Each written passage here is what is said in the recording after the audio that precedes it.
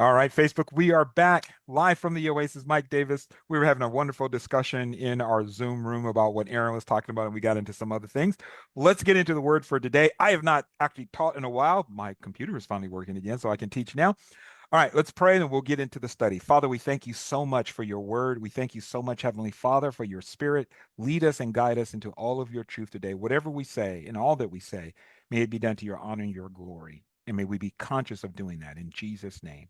Amen. All right, so we're in the 91st message now of Who's the Boss. I am talking about today still, and I think this will be the last message on a Saturday that I will be doing this type of message. And I've been entitling it What Mike Winger Gets Wrong. And I start off talking about what he gets wrong about Kefale. We still got to get into Kefale, but we've been talking about and we've been examining his teachings in one of his videos called Male Headship. Is it really biblical? And that's from his series Women in Ministry, and it's video number 8. And we've been examining his teaching because Mike is a very popular YouTuber. He has a large reach. And he's made some serious accusations against egalitarian scholars, especially in the video that I've been critiquing. The accusations can be boiled down, I believe, to this: egalitarian scholars are not handling the text of Scripture correctly or accurately, and sometimes they are being misleading. That is the type of things that he has been saying in this video, and I found it to be very, very egregious and wrong. So what I started doing was, it wasn't the original plan, but I started going through to say, this is where this is wrong. And the reason why, Proverbs 18:17 says that, every man sounds right until someone later comes, until his neighbor comes or his friend comes and questions him. We've been questioning, cross-examining, if you will, what Mike said, and going back and actually looking at what did that scholar actually say. And what we have been seeing is that Mike has gotten it wrong. He's been misquoting, he's been misreading, misunderstanding, and as a result, he's been misinterpreting their work and mischaracterizing their work and the scholars. So the reason it's important to correct that is because you've got a lot of people watching him, and you've got people who are already struggling with, is women especially, is God calling me to ministry? Is God calling me to a position of leadership? And when they hear Mike say these things about certain scholars, maybe they've read, if they don't go back and actually read for themselves what was said by that scholar, when Mike gets it wrong, they may think he is correct. And I know that because I've said that I would hope that some of Mike's friends, some of his fans, people that like him, they would hear this message. Well, come to find out, some of them have been watching, which I'm actually glad about it. But what I found is this: when they watch, I've had some of them write on our YouTube channel, KICTV, and they said, "Well, I don't agree with you. I think Mike is right." And I asked the question, did you actually go back and read what Mike said? Did you go back and actually look at my argument and read what Mike's talked about? Most of them don't answer me back. I had one person who did answer me, and they said, no, I didn't. One of my Facebook friends, Tito Santiago, if you're watching, Tito, I believe that was your last name, Santiago. He actually asked that question too. Did you actually go back and read what Mike Winger actually said? And the person, to their credit, said that they did not. They were going to go back and read it. They said, I don't know if I'll be back here to interact with you. But there's like, but I think Mike is right. And I was kind of like, how can you think he's right if you actually haven't checked out what he's actually said in terms of the scholars? And as I said before, I'm not calling for Mike to abandon necessarily his complementarian views. What I'm saying is, Mike, when you get an egalitarian scholar wrong, you need to correct that. You need to come out and say, hey, I said this and it was not correct. I said this and it was wrong, and you need to correct that, because I believe that's the right thing to do. Okay. Mike has said that he is not going to revisit this. He's not going to correct it, though in the beginning he said that he would. And like I've said before, I know of several scholars who did reach out to him or who did critique him, offered feedback, and he refused to look at it. I don't think that's a good thing to do. So one of the things I've said is that Mike has repeatedly, this is not just one time, he has repeatedly misunderstood, misread, misquoted egalitarian scholars. This leads him to misrepresent and mischaracterize their writings, which again leads him to make, because he misunderstands them, he makes egregious claims and makes egregious remarks about these scholars. It's like it poisons the well. It causes people who are either on the fence or who are complementarians who don't go back and do the research themselves, they go, oh, I'm not going to listen to that scholar because they just get stuff wrong. When it's actually Mike has gotten them wrong. And I've shown this. Okay. And I've challenged anyone. I said, look, if you think I'm mischaracterizing Mike, misunderstanding him, hey, bring it to me. I will look at it and I will bring it up. Matter of fact, there's something today that I'm going to correct that I found, and it's a minor correction, but I thought I need to bring that up. Okay. But Mike has shown that in regards to this topic of egalitarianism and complementarianism, that he is not, and he has not proven himself to be a reliable source of information. I am not saying he is wrong in every single thing or every time he quotes an egalitarian scholar. I am saying he's done it enough times that causes me, whenever I hear him, I question what he's saying and I have to go back and check it.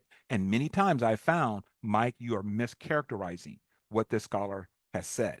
Okay. Now, like I said, I do need to make a minor correction to the last video that I did, video number 2. In video number 2, I looked at Mike's critique of Ron Pierce and Elizabeth Kay and what he said about their handling of Ephesians chapter 5. I'm going to play that clip for you so we can all be on the same page as to what was said, and I'm going to bring in the minor correction that I need to address. Okay? So let me find the okay, that's all on there. And hang on just a second. I want to make sure that everything is correct. That is not correct. Okay, there it is. Okay, so I am going to play what Mike has said. There it is. To find it on the computer here. And then I will bring in the minor correction. So this is what Mike says about Elizabeth Kay, is what he says about Ron Pierce and their handling of Ephesians chapter 5.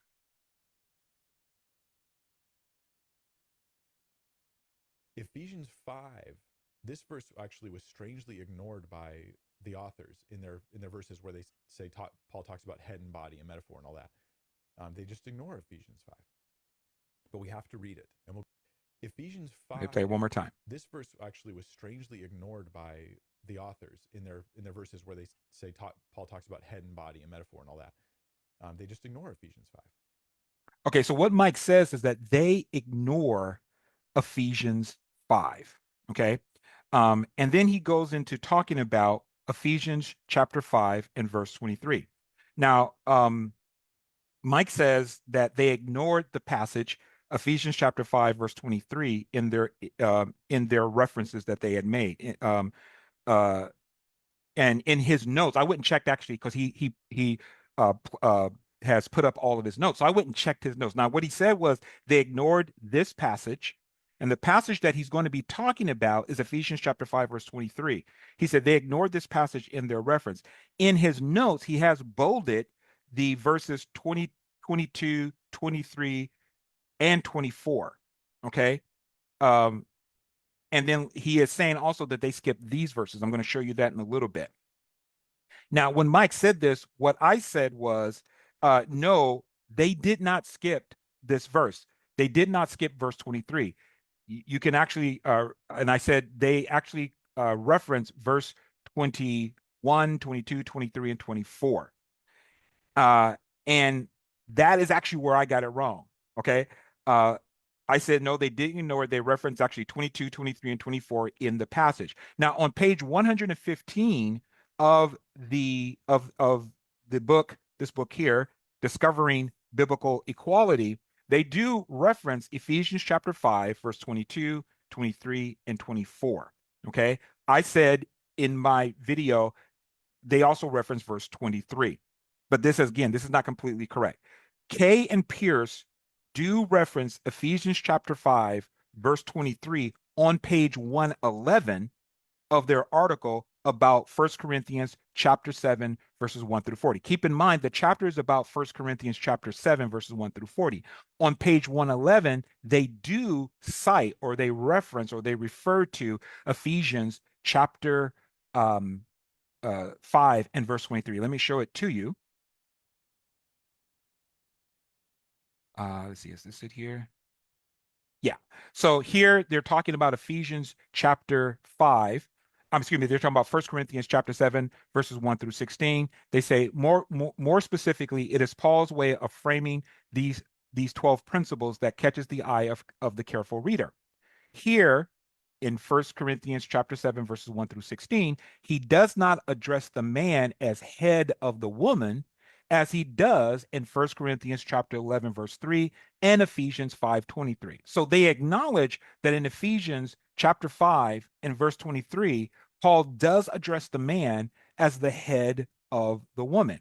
What I mistakenly said is that in the other reference that Mike is referring to, that they did quote Ephesians chapter 5, verse 23. They actually only quoted it here on page 111 of the actual book. We're looking at the Kindle, my Kindle version, but in the actual book itself, it's page 111. Here it's page 109.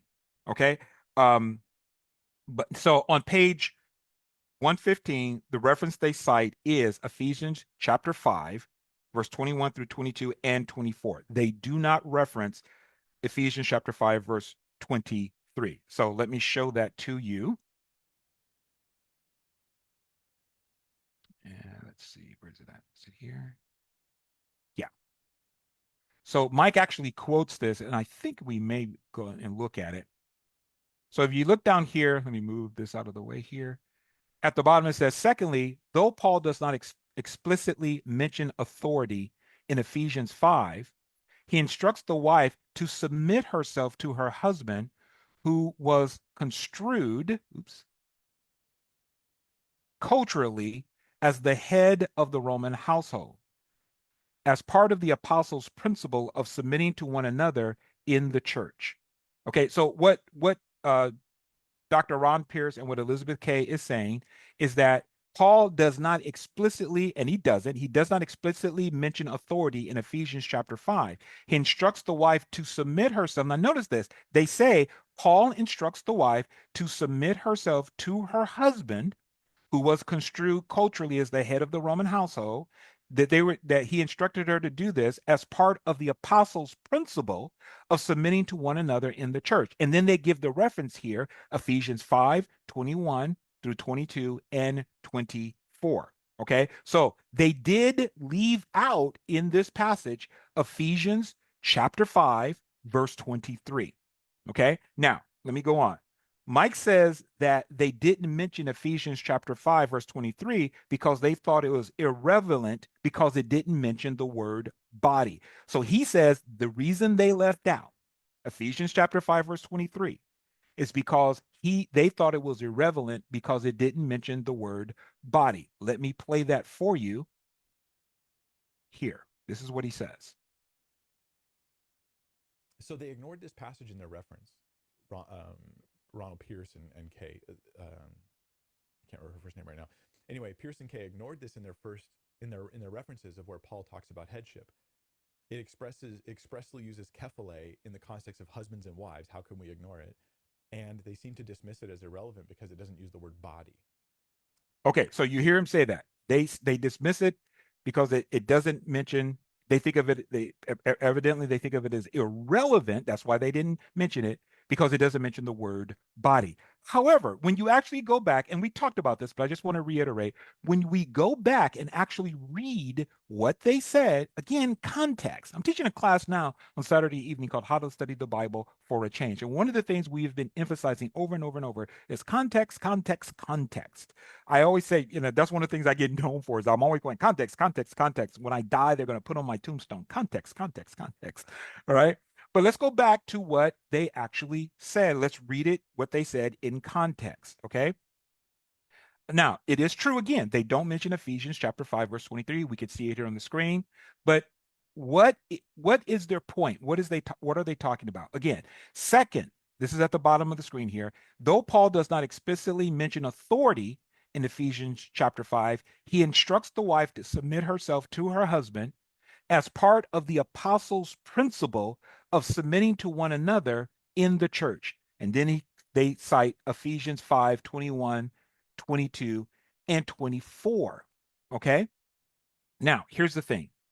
The reason they leave out verse 23 is not because they think it is irrelevant, it's because they are making a point. The point that they are making is that Paul calls the wife in Ephesians to submit to the husband because this is part of the apostle, his principle of submitting one to another. And then he quotes the passages that support that. His point is that, yes, wives are to submit because this is part of the apostle Paul's principles of those who are members of the body of Christ submitting to one another in the church. And then he quotes Ephesians chapter 5, verse 21, 22, and 24. Let me read it to you because you'll see that this supports their point. Ephesians 5, verse 21 says, submitting to one another in the fear of God. Verse 22, wives, submit yourselves to your own husbands as to the Lord. Verse 24, therefore, just as the church is subject to Christ, so let the wives be to their own husbands in everything. So, what they're doing is they're providing the scriptures that support the point that they are making in this passage. What's the point again? That Paul is calling wives to submit to their husbands as part of his principle of submitting to one another in the church. So he quotes the scriptures that deal with wives submitting to their husbands as evidence and as expressions of his principle, Paul's call to everyone to submit themselves one to another. They do not ignore the passage, verse 23, because they think it is irrelevant. They give the passages that support their point. Verse 23, let me go back again. If you look at verse 23, oops, what verse 23 has to deal with is something different. Verse 23 says, verse 23 says, for the husband is head of the wife, as also Christ is the head of the body, and he is as Christ is the head of the church, and he is the savior of the body. There's nothing in that passage about submission. The word submission is not used. Now, it gives why the wife should submit, but they're talking about, hey, the wife is called to submit. And they quote the scriptures that directly say that. There is nowhere in their article, and I have read their article more than once. There is nowhere in the article where they say, verse 23 is irrelevant because it doesn't mention the body. They do not say that. That is Mike projecting his own thoughts, his own bias onto their argument. All right. So I wanted to correct that. Now, Mike does say again that Pierce and Pierce and Kay, Ronald Pierce and Elizabeth Kay, he does say that they skipped verses. And when he talks about it, he's talking about verses he's talking about Ephesians chapter 5, verse 22 through 24. He says again that they skipped these. All right. So let me go to the passage where he talks about that. And that's the wrong one. Here we go. So I want you to hear him and notice what he says. He's going to talk about Ephesians chapter 5, and he says they start here, they skip the other verses, plural. So he's not just talking about verse 23, he's talking about, and he's going to show us verse 22, 23, and 24.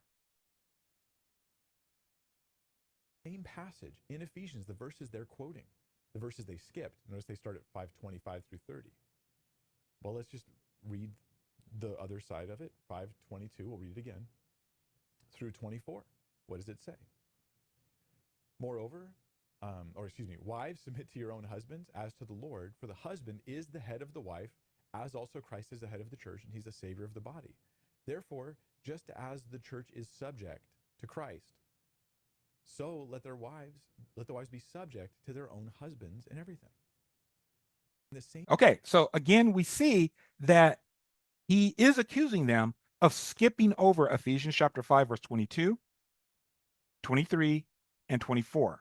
Did they skip over 23? Yes, because it was not relevant to their point that they were making. But did they skip over verse 22 and 24? No, they literally cite that verse as talking about wives submitting to their husbands. So again, I say if Mike, because he says they started Ephesians chapter 5, verse 25 and 30. They do not. This verse, let me go back one more time. Here is the passage right here. You can see on the screen, there is Ephesians chapter 5, verse 21 through 22 and 24.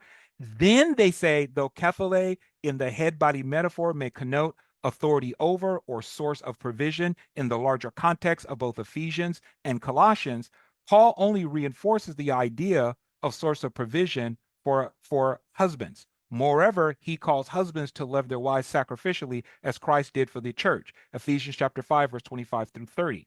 again standing kephale on its head. As head of the wife, the husband is commanded to love her, not to exercise leadership or authority over her, however benevolent that might be. Now, Mike had put this up on, and he goes, they skipped it. But if you just look up about two or three sentences, you see they didn't skip it. They didn't start with Ephesians chapter 5, verse 25 through 30. And if you go back, they talk about other verses. As I said, on page 111 of the book, they do cite Ephesians chapter 5, verse 23 as the man being the head of the woman, the husband being the head of the woman. But here they do not. So my correction, if you watch my video number 2, I said, no, they do quote verse 23. No, they do not. I was wrong. However, Mike is still wrong in that the point that he's making that they are quoting that they left it out because they thought it was irrelevant because it doesn't mention body, that is wholly incorrect. That is just totally incorrect. And his accusing them of skipping over the verse in order to get and starting with Ephesians chapter 5, verse 25 and 30. Again, as you can see, the evidence is plainly here. That is not true also. Okay, so I wanted to talk about that, and I wanted to bring that up because, again, it's my thing of being transparent, of saying, look, I made a mistake. Let me go back and correct it. Nobody called me. I happened to be listening to the video, and I was going over and I go, wait a minute, I didn't say that correctly. And Mike is talking about specifically in that section, verse 23. And I said, no, they didn't. I said, I got to correct that. And so I'm correcting it now. This is what we're supposed to do. This is how I was taught when I was studying with different scholars, when I studied with an Orthodox Jewish rabbi who was a believer in Yeshua as the Messiah. We were taught if you're wrong, change. If you're wrong, admit it. If you're wrong, correct it. Okay. No matter how long it is. I remember one scholar, and I've shared this before, a guy by the name of Joseph Frankovic. He said something wrong when he was teaching, and we had recorded it, and people had gotten the tapes. He says, we need to recall those. It was one minor thing that he said wrong, but he was meticulous. He was a scholar. And he wanted to make sure that everything was said properly and that people did not get the wrong idea and go off on a tangent because of a wrong idea. And I remember telling us, Joseph, it's not that big of a deal. He goes, yeah, we need to recall it. I don't think we were able to recall it, but I admired his rigorous his commitment to make sure that everything was correct and that when it needed to be corrected. And I've seen the scholars that I've studied with over and over again come out and go, hey, I got this wrong. Now, I've had people say to me, I've seen Mike come out and say that he was wrong before. I hope that's so. I will take their word for it. But when it comes to this series, he has explicitly said he is not going to revisit it. He is not going to answer anyone back. And many of his fans, his followers, are surprised because they don't know that. Because they've asked me, have you reached out to Mike? I tell them, yes, I have. Mike refuses to talk to anyone. Okay. So I wanted to offer that correction as a minor correction, but I believe it is an important correction. I hope I do my former teachers proud. Let's move on from this. What we're going to look at now is a critique that Mike makes of another egalitarian scholar by the name of Dr. Lynn Cohick. So we're going to listen to him. Dr. Lynn Cohick is a wonderful scholar. She's also written an article in the book, Discovering Biblical Equality. Let me get to you the name of her article because I didn't put it in my notes. It's called Loving and Submitting to One Another in Marriage, Ephesians chapter 5, verse 21 through 33, and Colossians chapter 3, verse 18 and 19. It is chapter 10 in the book, Discovering Biblical Equality. Dr. Lynn Cohick is a wonderful scholar. I have several of her books. I got a chance to meet her at the Evangelical Theological Society. She's a great scholar. But there's some things that Mike says about her in these clips I'm going to show you that I think are really bad. And I'll just say it right now that he owes her an apology. So let me share with you the clip. I believe this is clip number 4. So this is him beginning to talk about Dr. Lynn Cohick. Go to who I think is a fantastic source on this, Wayne Grudem. Absolutely a great source, no matter how much he's been maligned by some people for his work. So this is actually what Lynn Cohick says about Wayne Grudem.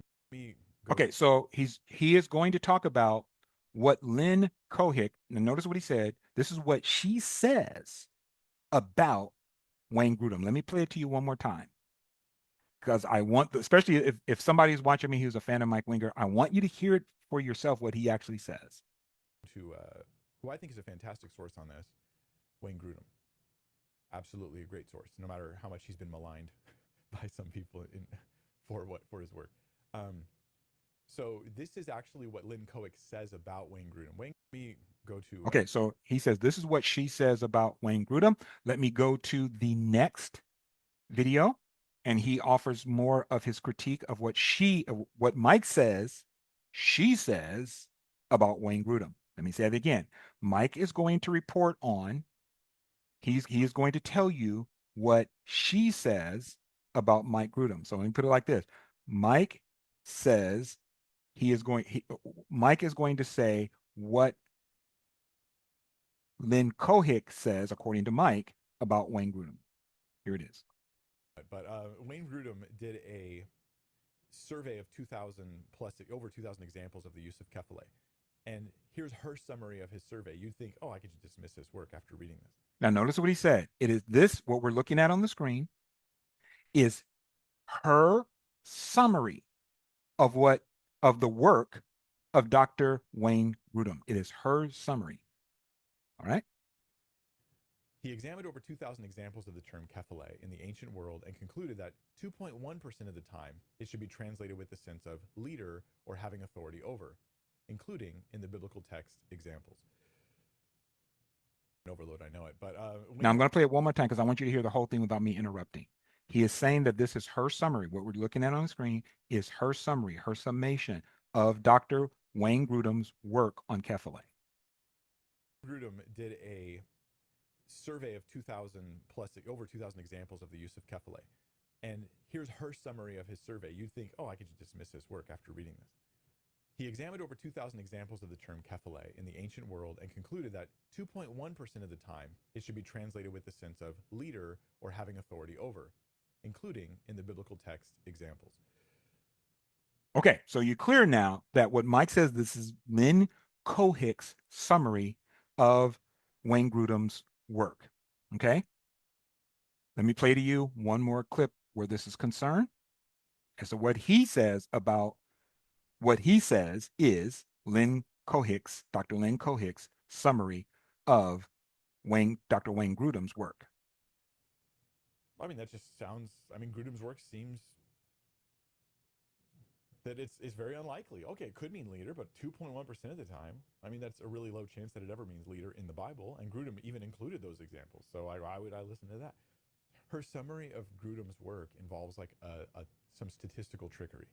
She says Grudem found 2.1% of uses in Greek to refer to authority, but that includes literal uses. Okay, now, did you hear what he just said? He said that her summary, her conclusion about Dr. Wayne Grudem's work involves statistical trickery.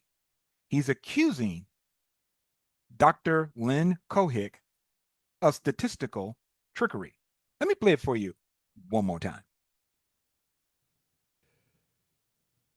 That just sounds, Grudem's work seems that it's very unlikely. Okay, it could mean leader, but 2.1% of the time, that's a really low chance that it ever means leader in the Bible. And Grudem even included those examples. So why would I listen to that? Her summary of Grudem's work involves some statistical trickery.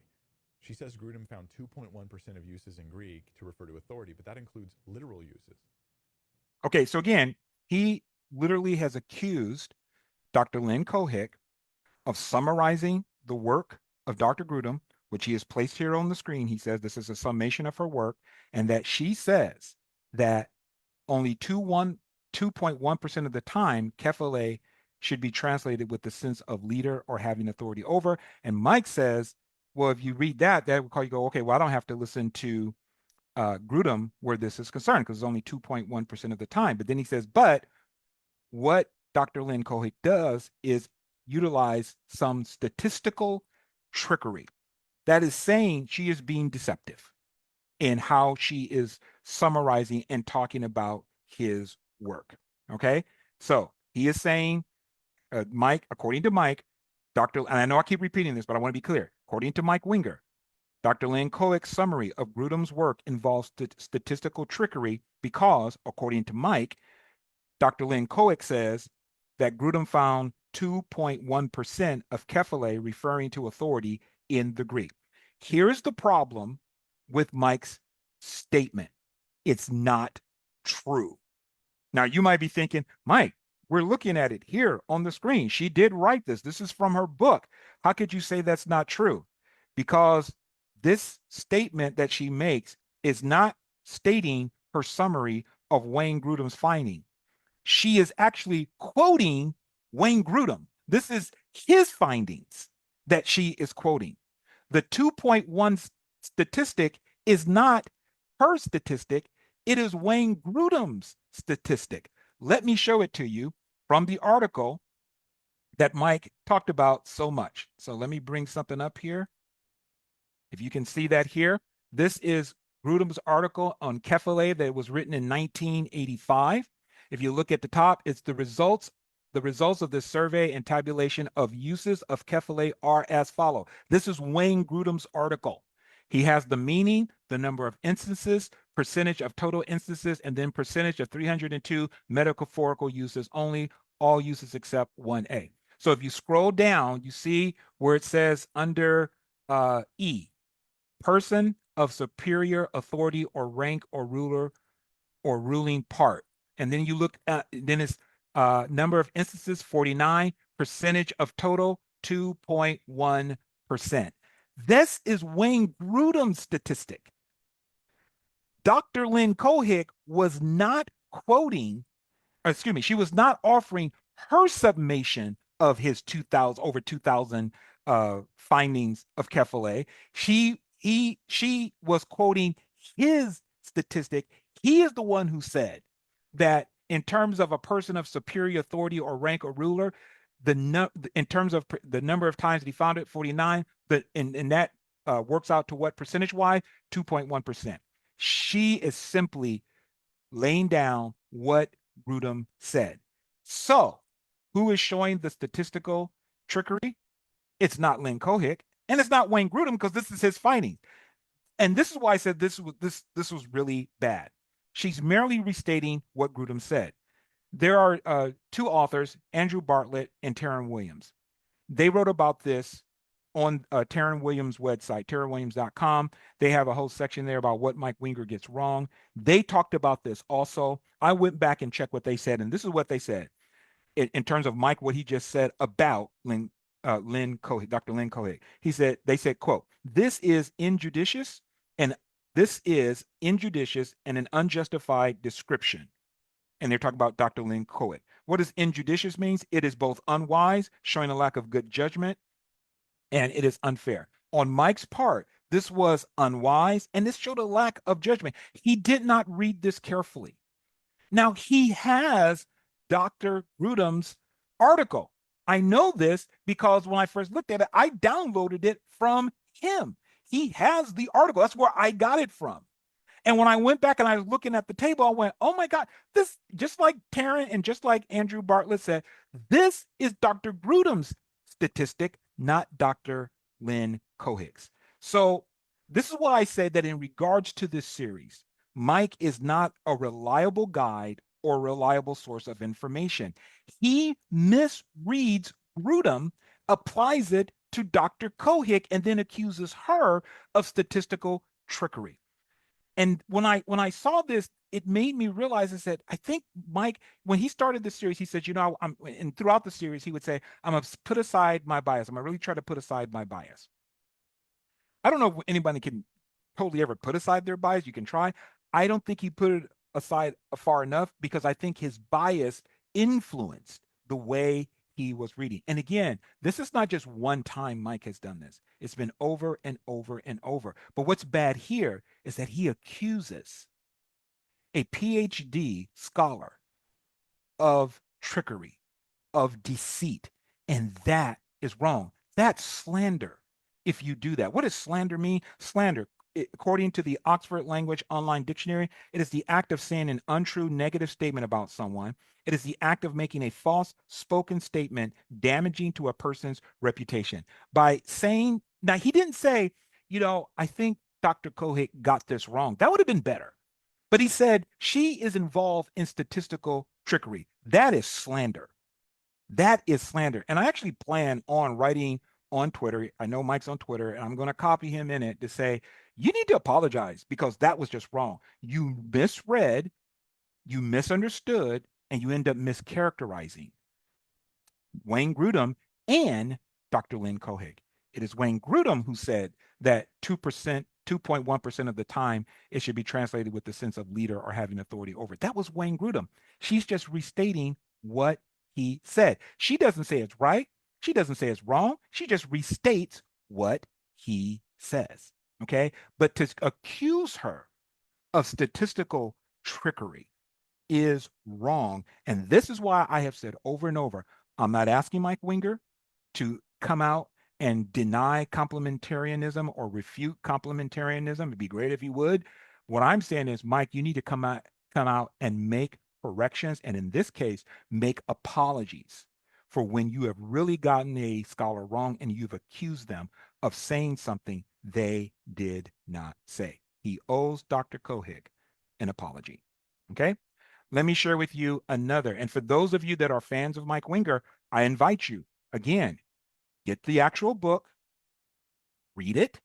You will see, go and you can go and get the download from Mike's website of Dr. Grudem's article.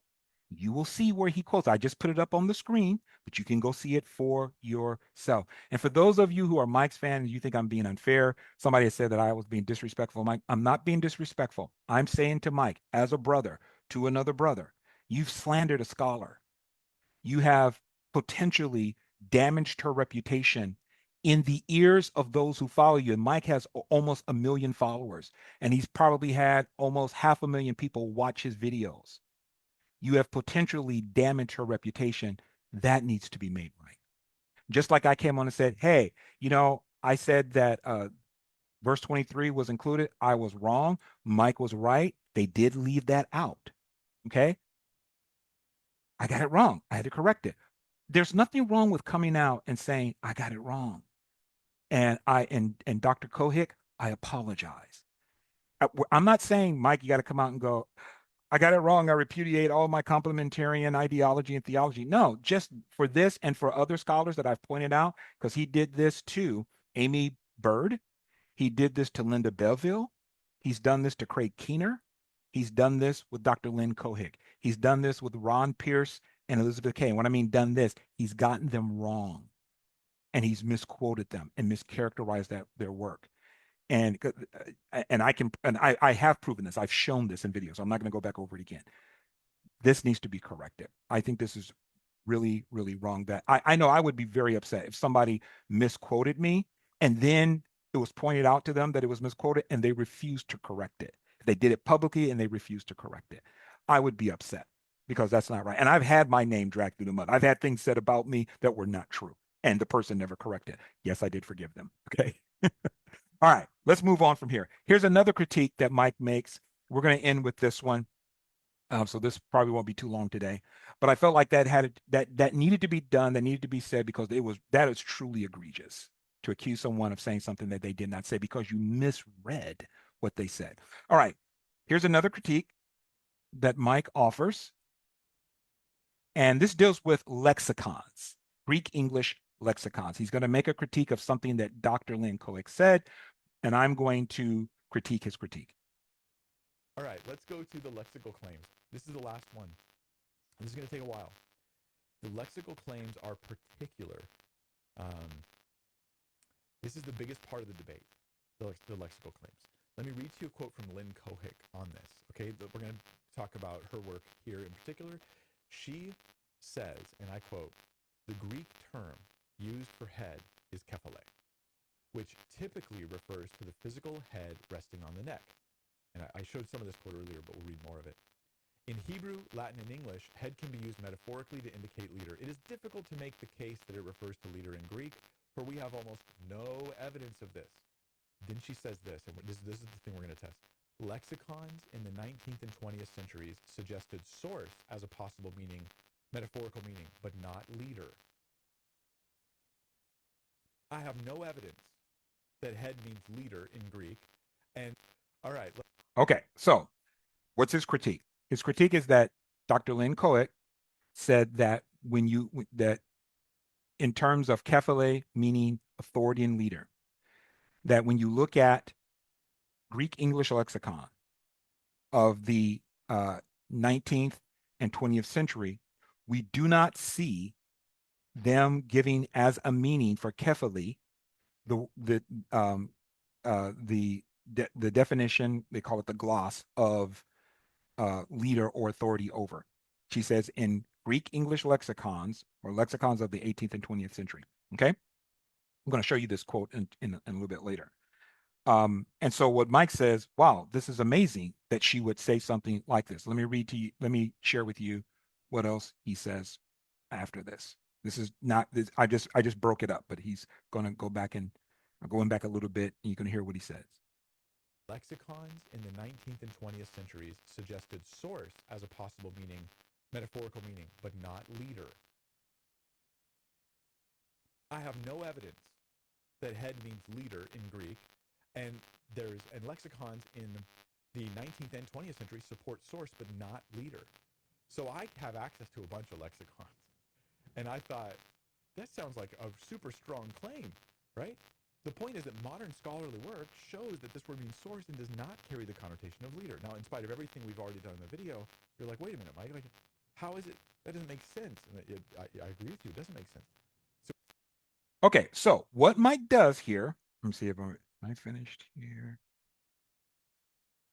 Okay, well, I'm just going to stay on like this for a moment. Okay, so what Mike does here, after this, he brings up online 15 different lexicons. I'm not going to play that because it's kind of long. You can go back and look at it for yourself. All he does is he shows 15 different lexicons, mostly New Testament lexicon. I'll give you the exact numbers in a moment, where he says, look, these lexicons are from the 20th century, and they show the 19th and 20th century, and they show that, and they do give as a meaning for kephale the gloss or the definition of authority over and leader. So Lynn Cohick is wrong. He even calls it problematic. All right. So let me give you kind of a breakdown of what Mike does. He shows 15 different lexicons. 14 of his lexicons are from the year 1912 to 2014. So that's the 20th and 21st century. 20th and 21st century lexicons. Now remember, Dr. Cohick is talking about 19 and 20th lexicons. Mike is actually 14 of his lexicons are from 1912 to 2014. So that's the 20th century and the 21st century New Testament lexicons that he's using. Only one lexicon that Mike brings up and quotes from is from 1888. So only one lexicon is actually from the 19th century. That's a 19th century lexicon. It's a Liddell Scott lexicon from 1888. One of the 14 lexicons that Mike uses that's from between 1912 and 2014 is known as the LSJ, the Liddell Scott Jones. That's not a New Testament lexicon, though. It's a Greek English lexicon, but it is not a Greek English lexicon of the New Testament. So out of those 14, only 13 are actually Greek English New Testament lexicon.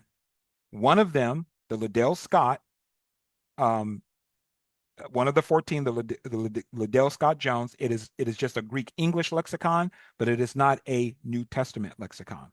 And then the 1888 lexicon, it's also the 1888 edition. It's Liddell and Scott. It's a Greek English lexicon. It is also not a New Testament lexicon. Now, a New Testament lexicon is going to be focused on words within the New Testament to try to bring forth, this is how this word is being used. This is how this word was used. This is how Paul used it. This is how Peter used it. This is how Jesus used it. Okay. That's what a New Testament Greek English lexicon will do. All right.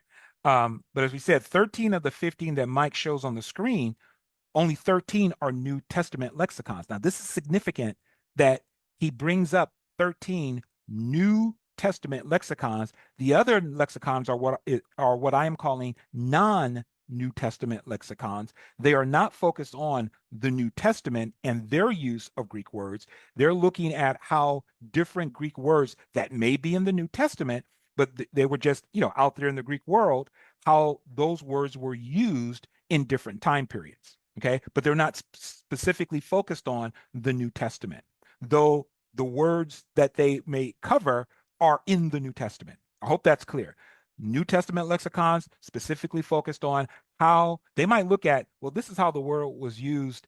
The word was used like kephale. This is how kephale was used by this person outside of the Bible, but they're going to focus on how did Paul use it? How did James use it in terms of Greek words? How was it used in Matthew, Mark, Luke? How is it used in Romans? How was a word used in Philippians? They're focused on the New Testament. Non-Greek lexicons, non-Greek English lexicons are not, or just Greek lexicons are not focused specifically on the New Testament. Okay, is that clear? Hope that's clear. Now, why is this significant? Well, Mike goes on and share his conclusions about Lynn Cohick's work. Rather than playing the video, which you can go back and watch, I'm going to quote to you Andrew Bartlett and Taryn Williams, what they write about Mike's conclusion and Mike's view of Dr. Lynn Cohick. They say, quote, Mike cites many New Testament lexicons which repeat the traditional majority view on what Paul meant in his letters, and on that basis mistakenly asserts that Lynn Cohick's summary of what lexicons show is really problematic. And that's from their article, What Winger Presently Gets Wrong, Male Headship, Is It Really Biblical? So they say, and this is correct if you go back and watch it, he cites many New Testament lexicon. How many? 13. Two of them are not New Testament lexicons. These 13 repeat the traditional majority view on what Paul meant in his letters. And on that basis, Mike mistakenly asserts that Lynn Cohick's summary of what lexicons show is really problematic. Now, the reason Mike finds, and he calls it problematic, the reason Mike finds Dr. Lynn Cohick's words problematic uh, and doesn't understand, the reason he finds her words problematic and the reason he doesn't understand why she says 19th and 20th century lexicons don't give leader as a definition is because the reason he finds it problematic and because he doesn't understand why she says that, he doesn't understand it. He finds it problematic because he again misreads and misunderstands Dr. Cohick's words. As Taryn Williams and Andrew Bartlett write, quote, Cohick's citation of lexicons here as secondary sources is concerned primarily with what they say about usage prior to Paul. In other words, how was kephale used in the Greek world prior to Paul, before the Apostle Paul? So one of the reasons and one of the benefits of a lexicon is that you want to see how was a term used before, if we're looking at it in the New Testament, how was it used before Paul? Because a lot of times what we're going to get in uh, our New Testament Greek English lexicon, they're going to show you how Paul was using it, and it was going to be based upon traditional interpretation. This is what Andrew Bartlett and Taryn Williams is saying. So what Dr. Cohick was doing was looking at usage prior to Paul. Well, if you want usage prior to Paul, and you don't want the traditional understanding, what do you have to do? You have to go to lexicons that are non-New Testament. They're non-New Testament. So what it appears to be, and what I believe is accurate, is that Dr. Cohick, when she says that there are no lexicons in the 19th and 20th century that give authority over or leader as a definition for kephale, she's referring to non-New Testament lexicons. All right. This is why she can say this. In other words, if I'm not looking at some of the ones that Mike quoted, like BDAG, Brower, I forget what D stands for, and A aren't in something, but it's called BDAG. You can go look it up, and you can watch the video. Michael, he'll show it to you. And there are other ones that he quotes. Those are all New Testament. She's not referencing those. She's referencing other non-New Testament Greek lexicons which do not have in them the definition of kephale as authority over and leader. That's what she's referencing. And I base this on the fact that Dr. Cohick, in a footnote in this book that Mike, he said he read in a footnote, and by the way, he does reference the footnote. In the footnote, she cites Liddell Scott 1843 lexicon, which is a 19th century lexicon, but it is a non-New Testament lexicon. She cites that, and she cites their 1996 lexicon, 1996, that's a 20th century lexicon, but it's non-New Testament. She cites these. Both of these are non-New Testament lexicons, and she says in these lexicons that are non-New Testament, I'm adding the word non-New Testament, that are 19th and 20th century, these two lexicons do not give as a definition authority over or leader for the Greek word kephale. Okay? They don't do it. She then states additional ancient lexicons do not define kephale as authority or leader. And then she says that C. Servin does, and this is talking about Dr. Richard Servin, does kephale mean sources? Now, Dr. Richard Servin, in his article that she says you should go look at, he references and by the way, I went and read the article. I have the article. I went and read it. Mike also has the article. In his article, he references non-New Testament lexicons from the 19th and 20th century, where kephale is not defined as leader or authority over in those lexicons. They are not defined that way. But he gives several, I think it's like 12 or 13 different non-New Testament lexicons. Okay. So this is why Dr. Cohick says lexicons in the 19th and 20th century, not the 21st century. Mike quotes several 21st century lexicons, and that's okay, but she's not talking about those. She says lexicons in the 19th and 20th century suggested source as a possible metaphorical meaning, but not leader. She is again referring to, in my opinion, non-New Testament lexicons, while Mike was citing New Testament lexicons.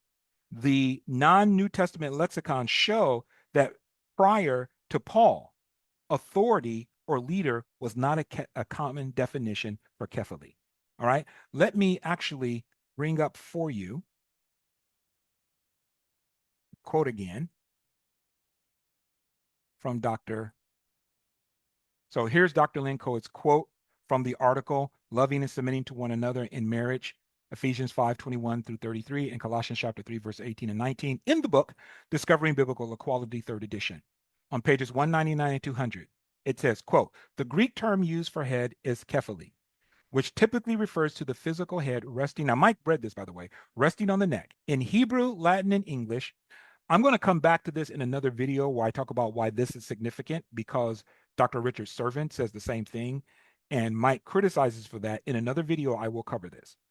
In Hebrew, Latin, and English, head can be used metaphorically to indicate leader. Notice Hebrew, Latin, and English. It is difficult to make the case that it refers to leader in Greek, for we have almost no evidence of this. And she gives a footnote 29. She said, we have almost no evidence of this. Lexicons in the 19th and 20th centuries suggested source as a possible metaphorical meaning, but not leader. And then in the footnote, number 30, and I put the footnote here, the 1843 edition of Liddell and Scott lexicon included over 25 entries under kephale, including the metaphorical meaning source, but no entry referring to leader or authority over. Now notice the date, 1843. That's a 19th century lexicon. The 9th edition, published in 1996, that's a 20th century lexicon. Likewise, does not include leader or authority over as a possible meaning for kephale. Now somebody might say, well, Mike, she only gave two.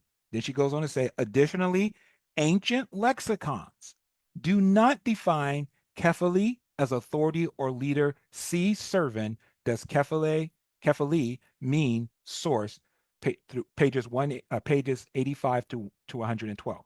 Why does she say see Servin? Because Servin provides the ancient lexicons.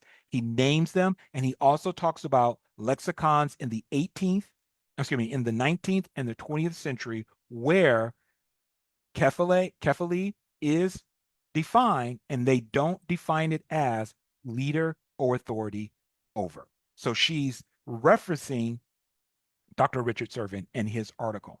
And Dr. Richard Servin in his article is talking about lexicons that are non New Testament lexicons.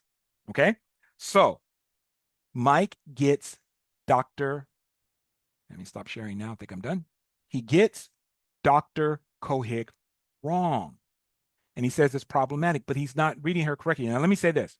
When it comes to this, I'm actually going to give him a pass and some wiggle room because you have to read this very carefully. And I went back over it several times to make sure I was understanding it. And I'm waiting on confirmation. I reached out to some people. I'm reached out to someone. I'm waiting for some confirmation of this. But as far as I can tell, what Dr. Cohick is doing is that she is, when she says 19th and 20th century, she's talking about non New Testament Greek lexicons, not New Testament lexicons that are focused on New Testament words. That's why she made the statement she made. It's not problematic when you read her in context. Okay.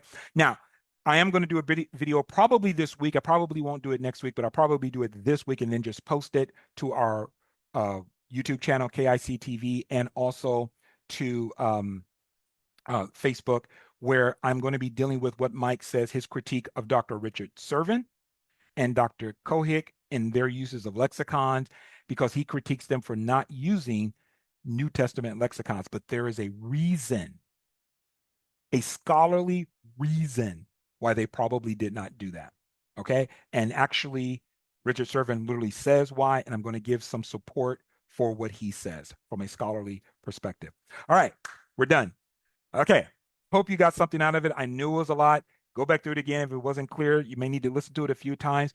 My point in all of this is that Mike gets these scholars wrong. He got Cohick wrong twice. Okay. He accused her of doing something that she didn't do. And then when it comes to this business of the lexicons, again, I'm going to give him some grace here because you had to read it very closely and put it together to go, oh, wait, well, this is what she's talking about. I think Taryn Williams and Andrew Bartlett saw it. I saw it. You just got to read it carefully. So like I said, I give him some grace on this one. And even when he says that she was involved in statistical trickery, I think he needs to apologize for that because that's slander. I don't think he was being malicious. I don't think he was trying to be malicious. I just think he read it wrong. He got it wrong. I think he made a mistake. Honestly, I think it was an accident, but he needs to apologize for it. He needs to come on and say, hey, I really got that wrong. And Dr. Cohick, I'm sorry. I misquoted you. I misunderstood what you were saying, and I apologize. I really don't think he was being malicious. That's my take on it. But I do think he needs to apologize for it. And in the mistake that he made here about the lexicons, I don't think, again, he is trying to be malicious, but I think he just didn't quite get what she was saying and he made a mistake. All right. Want to be kind of endeavoring to be gracious here. For those of you that are fans of Mike Winger, I know you've been watching. Check these things out for yourself. Go look up these things for yourself. Don't just take my word for it. Don't take this Mike's word for it. Don't take Mike Winger's word for it. Look it up for yourself and see, hey, does the evidence of what Mike Davis has brought forth, is it actually accurate? Is it actually true?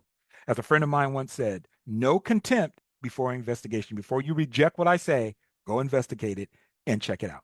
All right. Thank you all so very much for joining us. I didn't think I was going to share something else. I'm not going to have enough time to share all that. But thank you for joining us here on our Facebook live from the Oasis on a Saturday morning. If you are watching this on our YouTube channel, KIC TV, thank you so much because we're going to upload this to the KIC TV YouTube channel, keeping it in context. If you are watching it on that channel, thank you so much for watching. Hit the like button, hit the subscribe button, leave a comment that helps the algorithm to go out. We want this information to go out for and to more people. So thank you all for joining us. We'll be back here next week. Aaron will be sharing some more about the ancient world, and I will be sharing some more about who's the boss, Lord willing. Thank you for joining us. Bye-bye.